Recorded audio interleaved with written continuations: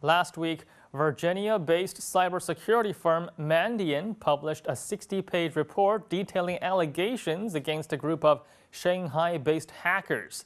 Now, these hackers, according to Mandiant, are connected to the Chinese military and have targeted over 140 victims worldwide in the last 6 years. Chinese Foreign Ministry spokesman Hong Lei dismissed the claims, saying that, quote, making baseless accusations based on premature analysis is irresponsible and unprofessional. A statement published on China's Ministry of National Defense official website called into question the evidence cited in the report. The statement argued that a report that only relies on linking IP addresses lacks technical proof. In an effort to follow the story, a team of CNN reporters went to the site of the suspected hacking headquarters in Shanghai. And despite a sign that indicated the building was a military installation that prohibited filming and photographs, CNN reporters continued to roll their cameras as they circled the building in their vehicle. When a Chinese security guard saw what they were doing, he shouted at them to stop the car. Now, from inside the car, voices could be heard telling the driver to drive away, despite orders from the security officials, who has now started to run after the car.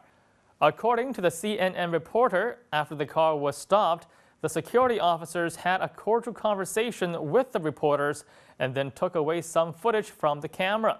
Apparently, the security guards didn't get what they wanted, as the footage of what happened that day ended up on CNN shortly after the encounter. And now let's head over to Weibo to see how Weibo users are responding to the tape. Once again, CNN promotes a sensationalist approach used by tabloid papers. This video shows that members of the Chinese military must have been trained with discipline. The security guards can run faster than the car. But then what happened? How come they didn't confiscate the tape? Filming at a military base? They are asking to be chased by security. There is a sign outside this compound, which is written in 3 languages: Chinese, English, and Japanese.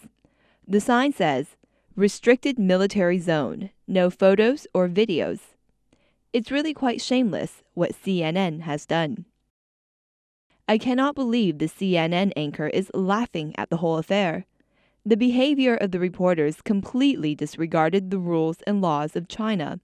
They need to take responsibility for their actions. I think there is a comedic quality to this film. It looks like a scene out of a movie. If I took a video camera to your house to film your bedroom, would you agree to this? Military establishments are among a country's most private institutions. What CNN did was wrong, and I can't believe they are showing it off. What would CCTV reporters be met with if they did a similar thing? Well, it looks like Weibo users got quite worked up about what they saw as CNN's sensationalist approach to news.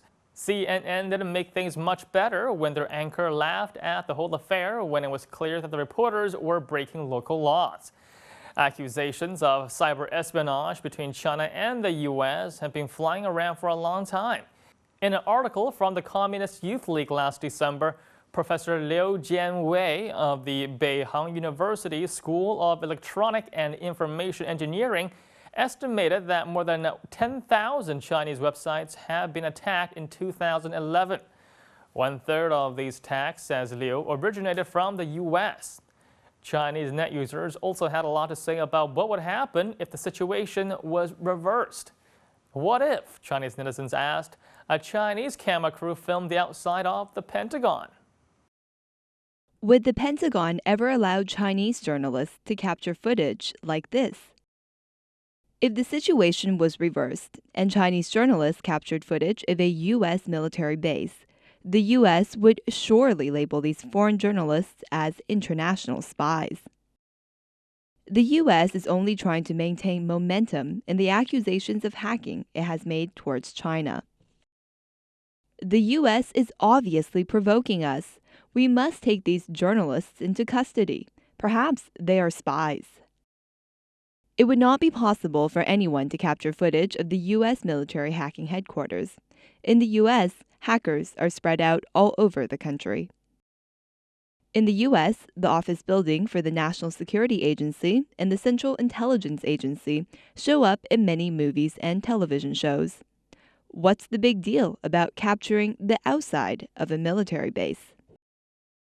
While some Chinese net users didn't see the big deal about filming outside of a building, it seems that the reporter's blatant disregard for local laws struck a nerve with many Chinese net users. And it's pretty clear that CNN has done little for Chinese-U.S. relations with its coverage of the Mandiant allegations.